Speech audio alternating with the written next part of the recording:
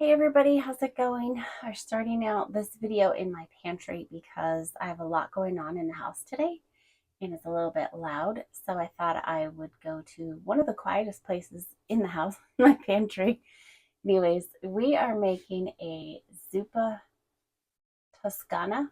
I believe that's how you say it. Soup. It starts on the stovetop and then it finishes off in the crock pot, and we're going to get that going. I've never tried this before. I've never made it, so we'll see how it goes. And I'm going to, of course, add in the dairy-free options and all the things. So let's get started.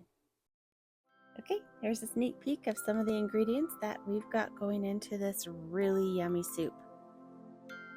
It turned out so good. Everyone loved it. We were even eating it at 9 o'clock at night. Anyways, we're going to start here with this bacon. I've already added the olive oil to the bottom of the pan just to keep the turkey bacon from sticking and get it to cook nice and even. Meantime, I'm going to go ahead and I'm going to cut up this chicken apple sausage into smaller bite-sized pieces. I just like the way it tastes better when they're a little smaller. Just a personal preference. Anyways, I'm going to finish up cooking this turkey bacon here and move on to the next step.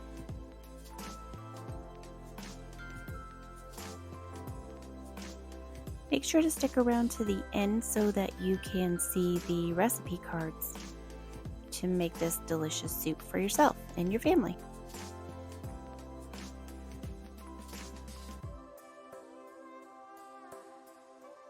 As you can see, this bacon is finishing up here. It's nice and cooked and brown and just the way we like it. Not too hard, but not real soft or rubbery, so that's nice. I'm gonna go ahead and add a little bit more olive oil to the pan, and I'm gonna put in those diced up chicken apple sausage, get it all coated, and just get those browning on all sides. Here's a friendly reminder. Please like, subscribe, and comment below. I would really appreciate it. Thanks so much. Now that those are nice and brown, not too much, but just lightly browned, I'm going to add in the onion. I'm going to cook that until it's about halfway done, and the chicken apple sausage will continue to brown. When the onion is about halfway done, I'm going to put in the garlic, the chopped garlic, and I'm going to cook that until the garlic and the onions are translucent. Meantime, I'm going to go ahead and chop up this bacon into smaller pieces.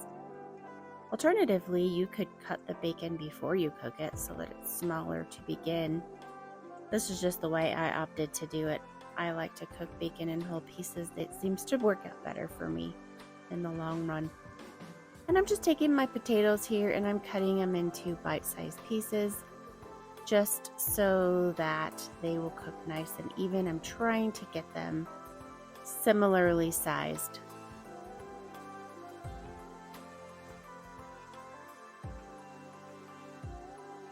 Let's get this mixture added in and get going in the crock pot. To the bottom, we're going to add the potatoes. Then we're going to layer the next portion on top, which is the chicken apple sausage, onion, and garlic. Next, we're going to add in the chicken broth. We're going to add the whole container, which is, I believe, 4 cups. We're going to add in the seasonings, salt, pepper, Italian seasoning, and red pepper flakes. We're going to get it all stirred to combine everything together. I added in quite a bit of salt actually because I find that when you cook anything with potatoes, especially a soup, it needs a little extra salt. Just my opinion. Like I said though, let's get this cooking. We're going to cook it on high for 3 hours.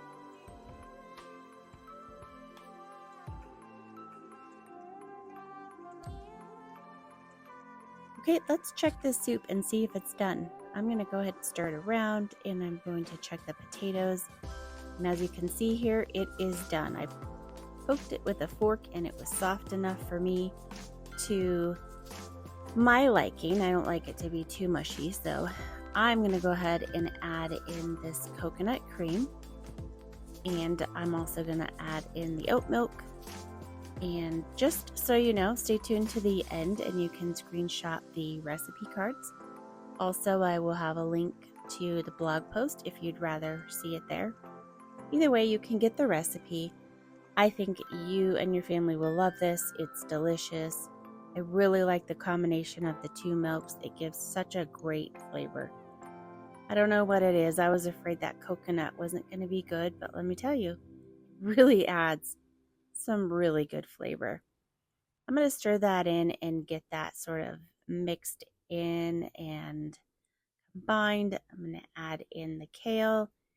And I am just going to cook that for another, I cooked this 10 minutes. You could cook it up to 15 probably. You just want it to where the kale is still green, like a brighter green color. It's not real dark. And when it gets too dark, I feel like it gets a little bit bitter. Anyways, I cooked it about 10 minutes and it worked out perfectly. I'm going to go ahead and serve this up in this bowl here. And you can either add the bacon in or you could put the bacon on top of each bowl. That's what we did this evening. We just portioned out how much we wanted and then we added the bacon on top. And let me tell you, everyone loved it. It was delicious. Even my husband, who's not a big soup lover, he was like, wow, babe, this is really great. So anyways, give it a try. Let me know what you think and let me know if you tried it. I want to know. Thanks, everybody. I hope that you are doing great. Here's those recipe cards for you, and I will see you tomorrow. Take care. Bye-bye.